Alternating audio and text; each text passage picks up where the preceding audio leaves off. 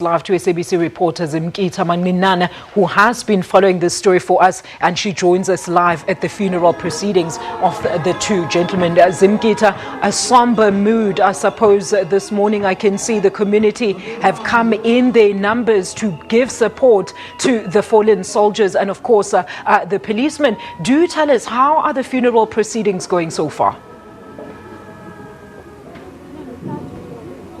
A very good morning and a warm welcome to Ngcobo village, just outside Ngcobo, Alicia, where the late Freddy Mpandeni will be laid to rest today.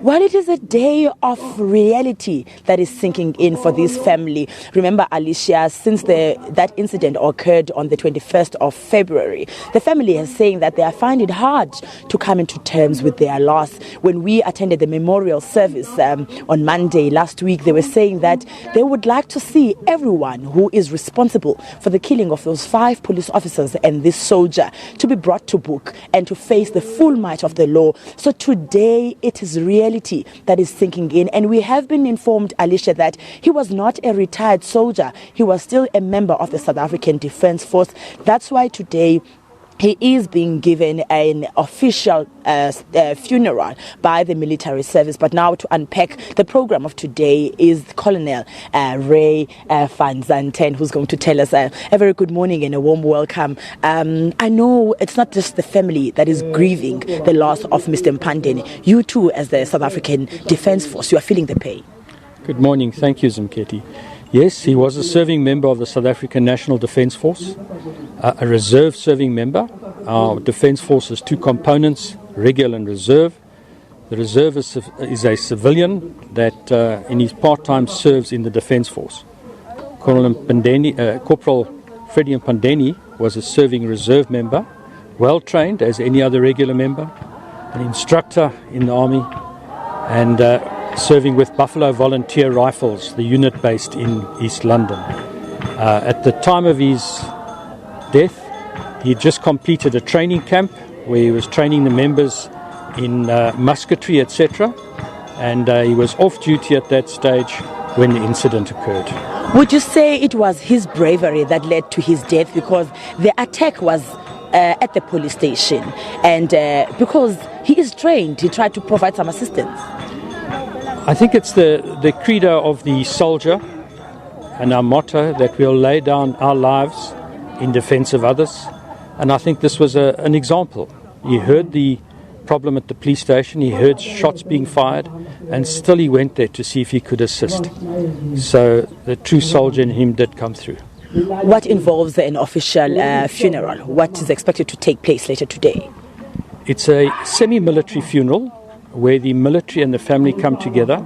There are certain military protocols that are observed, and there will be a guard of honor, pallbearers, etc., that will accompany the funeral procession to the graveyard, and the coffin is draped with the national flag, and there the member will be laid to rest with the soldiers around him. A lot of people from Ngcobo have been saying that they would like to see the military service being deployed to the area of Ngcobo since this crisis that occurred on that fateful night. What are the processes? Is that possible?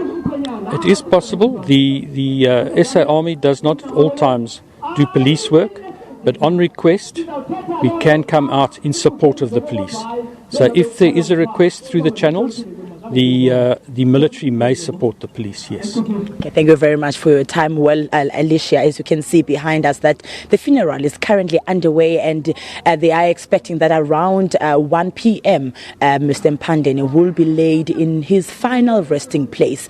And Alicia, last week we saw another suspect appearing before the Ngcobo Magistrates Court, and what was interesting now this time was that one of the that suspect that was appearing on Friday was one of the leaders of the church. And a lot of people have been saying that they would like to see all the members, all the senior leaders of the church being arrested, because they believe that they are at the core of the problem in the attack at the police station. But police are continuing with their investigations. A lot of people are being taken for questioning, and if there are any links to that gruesome incident that occurred, people are arrested. So at this stage, there's 6 people that are facing 5 counts of murder, 2 counts of attempted murder, and robbery. They are expected to appear back in court on the 8th of March. It's back to you in Johannesburg. Zimgita, before I let you go, just a very quick one while we're talking about the investigation. Can you confirm for us if, of course, the new police minister, Begicele, is in attendance? And how has he assured the people of eNgcobo in particular that he's going to safeguard them in any eventuality or situations like this in the near future? Well, today, Minister Begicele, I have not seen him. We were told that all the funerals that will be taking place will be led by provincial structures. So we have not seen him. But when he was here during the memorial service, he said he encouraged, in fact, police to protect themselves so that they can continue protecting the members of the country, so the South African citizens. So he said that they must use all the force, all the weapons that they have to be able to protect society, because they are saying that they cannot tolerate people who continue to intimidate police officers, people who continue to attack police stations like this incident that happened here. And he assured residents of eNgcobo that they will continue to investigate all the practices of this church that has been found to be linked to the killing of those 5 police officers and this soldier. He also went on to say that, Alicia, because there's been calls that the church must be demolished, he said at this stage they cannot take a decision to demolish the church because they're still busy with investigations. But we saw yesterday the Provincial Safety and Liaison Department making an urgent application before the East London High Court seeking permission or an order rather for the demolishing of the church. But we're likely to see whether that order will be granted or not. But what we know is that more evidence is being taken from the church on a daily basis. And that person that was arrested on Thursday evening, who appeared on Friday morning before the eNgcobo Magistrate Court, was arrested after a pistol, which is believed to be part of the firearms that were taken from the eNgcobo police station, was found in a toilet.